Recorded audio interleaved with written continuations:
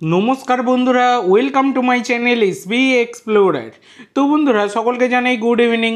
তো আজকের ভিডিওতে কিছু গুরুত্বপূর্ণ বিষয় নিয়ে আলোচনা করতে চলেছি। তো যারা চ্যানেলে প্রথমবার এসেছো অবশ্যই সকলে একটা করে সাবস্ক্রাইব করে দিও। সাবস্ক্রাইব করা সম্পূর্ণ ফ্রি, তাই যারা যারা ভিডিও দেখছো একটা করে সাবস্ক্রাইব করতে কিন্তু কেউ ভুলো না।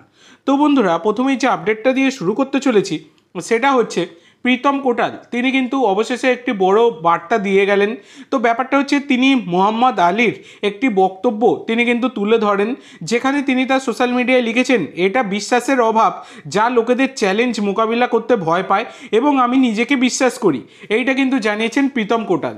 তো ইতিমধ্যে তোমরা সকলেই জেনে গেছো যে প্রীতম কোটাল এবং দীপক টাংরির যে একটা সোয়াপ ডিল হবার কথা হচ্ছিল, যেটা অনেক দূর এগিয়েও গিয়েছিল, সেটা কিন্তু হঠাৎ করে কোলাপসড হয়ে গেছে, কারণ মোহনবাগান ম্যানেজমেন্ট দীপক টাংরিকে কোনো মতেই ছাড়তে চায় না। তো এটাই হচ্ছে ব্যাপার। তো বর্তমানে প্রীতম কোটালের কিন্তু এখন এই সামার ট্রান্সফার উইন্ডো তো অনেক আগেই ক্লোজ হয়ে গেছে, এই বর্তমান সময়ে দাঁড়িয়ে প্রীতম কোটালের কিন্তু আসার মোহনবাগানে আর কোনো রকম চান্স নেই। তিনি তার সোশ্যাল মিডিয়ায় তিনি কেরালা ব্লাস্টারের জার্সি গায়ে ছবি তিনি কিন্তু পোস্ট করে একদমই সেটা ক্লিয়ার করে দিয়েছেন। তো এটাই হচ্ছে ব্যাপার। তবে হ্যাঁ, তোমরা এর আগে, আজকে নয় এর আগে অনেকেই পোস্ট করছিলে যে দাদা তাহলে কি কোনো দিনই আর প্রীতম কোটাল ফিরবে না। তো দেখো বন্ধুরা, সামার ট্রান্সফার উইন্ডোতে কিছু হয়নি বলে যে উইন্টার ট্রান্সফার উইন্ডোতে কিছু হবে না তার কোনো মানে নেই। উইন্টার ট্রান্সফার উইন্ডোতে কোচ জোসে মোলিনা তিনি দলকে দেখে বুঝে শুনে ব্যবস্থা করবেন যে কোনো প্লেয়ারকে ছাড়া যায় কি যায় না, কারণ কেরালা কোনো প্লেয়ার ছাড়া কিন্তু প্রীতমকে ছাড়বে না। এই হচ্ছে ব্যাপার। কেরালা একদম গোঁ ধরে বসে আছে এবং তারা কিন্তু সুযোগে সদ্ব্যবহার করতে চাইছে, এটা বলা যায়। তো দেখা যাক, পরবর্তীকালে কোনো রকমের আপডেট পেলে আমি তোমাদের সাথে শেয়ার করে দেবো। তো এরপরে তোমাদের যেটা জানাবো সেটা কেরালা ব্লাস্টার তারা কিন্তু তাদের হোম এবং অ্যাওয়ে জার্সি প্রকাশ করে দিয়েছে। যে জার্সিটা হোম জার্সি তোমাদেরকে দেখাচ্ছি এবং অ্যাওয়ে জার্সিও তোমাদেরকে দেখাচ্ছি। দুখানা জার্সি বেশ সুন্দর লাগছে কিন্তু।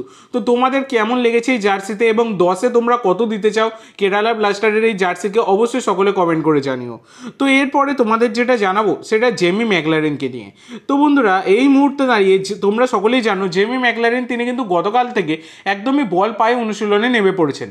তবে আজকে জেমি ম্যাকলারেন তিনি কিন্তু অনুশীলন করার অনুশীলন শুরু হবার 10 মিনিট পর তিনি কিন্তু মাঠ ছেড়ে উঠে আসেন এবং তিনি কিন্তু মেডিকেল রুমে গিয়ে ট্রিটমেন্ট নেন।